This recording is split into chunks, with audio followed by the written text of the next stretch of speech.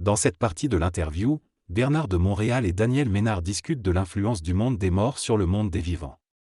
Ils soulignent que la mort est un sujet très présent dans la conscience humaine, car l'homme moderne ne comprend pas encore la nature de la pensée. La pensée est souvent considérée comme un phénomène psychologique ou mental, mais elle est en réalité un moyen de communication entre le plan matériel et les plans subtils. Étant donné que l'homme ne reconnaît pas cette capacité de communication, il est vulnérable à la manipulation de sa pensée. S'il était conscient de cette capacité, il serait plus résistant à la désinformation et à la manipulation. Malheureusement, sans cette conscience, l'homme est souvent influencé par les valeurs et les émotions de sa société, ce qui peut conduire à des conflits et à des situations dangereuses. La science du mental ne peut pas être dictée par la civilisation et l'homme moderne a peu d'accès à des informations sur la psychologie humaine. De plus, il a du mal à différencier psychiquement les valeurs du jeu et du tu. Il est incapable de savoir si c'est lui ou une intelligence qui pense ou parle. Pour lui faire prendre conscience de cette valeur intégrale, des tests psychiques doivent être créés, mais peu de personnes sont outillées pour cela. Il y a donc beaucoup d'hommes qui n'ont pas accès à cette science et elle ne sera remplacée que par des écrits puissants sur le plan vibratoire qui créeront le travail que l'homme ferait normalement lors de rencontres avec d'autres individus. Au fil des générations, des écrits psychologiques atomiseront le mental et élimineront le voile de la pensée subjective. Le jeu fait partie intégrale de l'illusion de l'ego et ne peut pas être éliminé, mais doit être maintenu en équilibre pour permettre à l'esprit de travailler sur l'évolution de la conscience individuelle. Selon Boulevard M. Béatrice de Murat, si le jeu est instantanément éliminé de la conscience de l'homme, cela peut entraîner une folie instantanée, ce qu'elle appelle la fusion instantanée. Cependant, pour l'homme en évolution, le jeu n'est pas éliminé instantanément, mais il est réduit progressivement jusqu'à ce qu'il ne puisse plus s'approprier l'intelligence du moi qui utilise le jeu pour glorifier l'ego. Pour que le jeu soit éliminé de la conscience individuelle, il doit être remplacé par un tu, une personnalisation cosmique de l'ego à travers la conscience mentale éthérisée de son origine mentale. A permet à l'ego d'entrer en communication télépathique avec un moi qui ne peut plus se jeuifier et conduit à une fusion. Ainsi, l'ego est protégé de perdre l'esprit et de tomber dans la folie. Cependant, cette transmutation du jeu en un tu doit se faire lentement pour maintenir l'équilibre de l'ego. L'énergie qui ouvre les centres de l'homme doit venir de la couronne de la tête pour le protéger. Si l'énergie vient par le bas, cela peut créer une connexion avec les plans astraux, ce qui peut rendre l'homme vulnérable à des esprits joueurs, menteurs ou naïfs. BDM avertit que nous sommes à la fois dans un âge lumineux et ténébreux et que l'homme doit être prudent dans ses expériences et interactions avec les plans astraux. Dans cette conversation entre Bernard de Montréal, Boulevard M et l'auditeur, DM, ils discutent du processus de passage de l'involution à l'évolution et de la transformation de la conscience humaine. BDM explique que ce processus est lent et progressif, et qu'il nécessite une grande maturité pour éviter les pièges de l'ego. Il mentionne également que l'homme peut passer de la conscience égoïque à la conscience cosmique, ce qui conduira à la fusion de la personnalité et de l'individu. DM fait remarquer que malgré la prise de conscience que nos pensées ne nous appartiennent pas et peuvent nous manipuler, il arrive que nous soyons bombardés de pensées et que nous n'arrivons pas à désamorcer cette manipulation émotionnelle. BDM explique que cela est dû à notre astralisation, c'est-à-dire à notre sensibilité aux forces astrales. Il précise que l'astralisation ne signifie pas nécessairement un contact avec l'astral, mais peut également se produire à partir du plan mental. BDM explique que l'astralisation vise à tester jusqu'à quel point l'homme peut supporter cette influence sans y croire. Il souligne l'importance de savoir qu'on se fait jouer, mais de savoir aussi qu'on ne peut pas être joué. Il explique que cet événement catalytique peut conduire à des changements positifs et à une sensation de bien-être après avoir traversé une période de confusion astrale.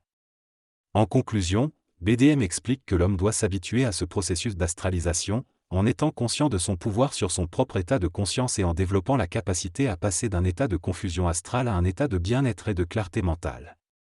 La souffrance astrale survient lorsque le ciel n'est pas couvert de nuages. Cependant, sur notre planète, il y a généralement des nuages qui passent de temps en temps. Un homme conscient sait qu'il y a des nuages, mais il sait aussi qu'au-delà des nuages il y a le ciel bleu. Même s'il ne peut pas faire disparaître les nuages, il sait que c'est temporaire. Cependant, certaines personnes réagissent de manière négative lorsqu'elles vivent une expérience astrale intense. Elles peuvent tomber dans la dépression car elles ne comprennent pas que même si cela semble difficile, cela ne dure pas éternellement. Il Existent des techniques pour désamorcer une pensée qui nous fait vivre une vibration négative, comme la méditation par exemple. Cependant, il ne s'agit pas seulement de trouver des techniques temporaires pour se détendre, mais d'atteindre un état où l'ego peut se détendre quelles que soient les circonstances. La différence entre la manipulation par le double et la manipulation astrale est difficile à reconnaître pour les hommes. La clé pour reconnaître la manipulation, quelle qu'elle soit, est de savoir que l'on est manipulé. Lorsque les pensées font souffrir, qu'elles viennent de l'astral ou du double, cela n'est pas un signe d'intelligence. Il est important de prendre conscience de cette manipulation pour pouvoir agir en conséquence. L'intelligence crée, rassure et harmonise, tandis que toute forme de pensée qui n'est pas de cette nature est une forme de manipulation. L'homme souffre lorsque manipulé, que ce soit par le plan mental ou astral. Il est important pour lui de reconnaître la manipulation et d'en être conscient. Lorsqu'il atteint une conscience élevée, il peut ajuster sa conscience et se libérer des contacts inférieurs avec son ego. L'homme peut aussi apprendre à cesser de penser volontairement, ce qui le rend indifférent aux manipulations mentales. Les entités ou intelligences peuvent essayer de tester l'homme, mais s'ils réalisent qu'il ne peut pas être influencé, ils cessent la communication. Lorsqu'il n'y a plus de communication, il n'y a plus de pensée, mais une conscience au-delà de la pensée. Dans cette conversation, le sujet principal abordé est la capacité des individus à fonctionner dans la vie.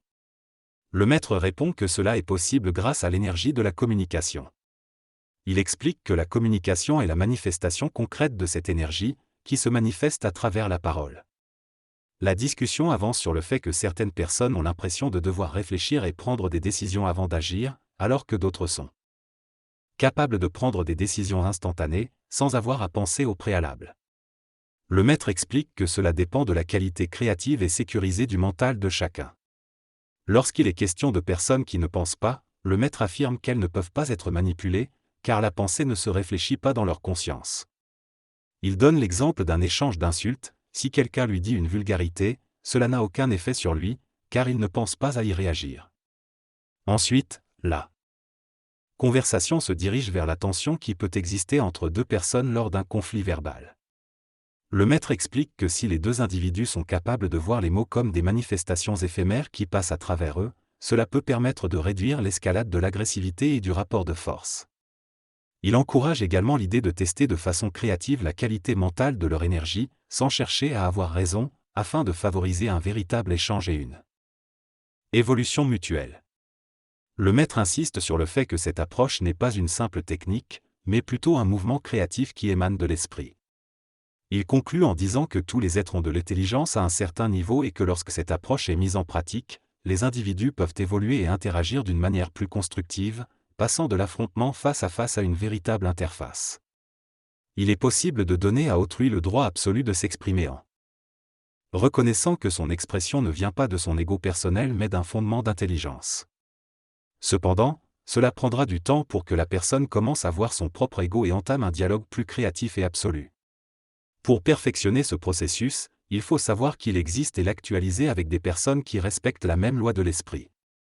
Le jeu de la pensée fait partie de l'illusion psychologique de l'ego et est nécessaire pour maintenir l'équilibre entre l'âme et le corps matériel.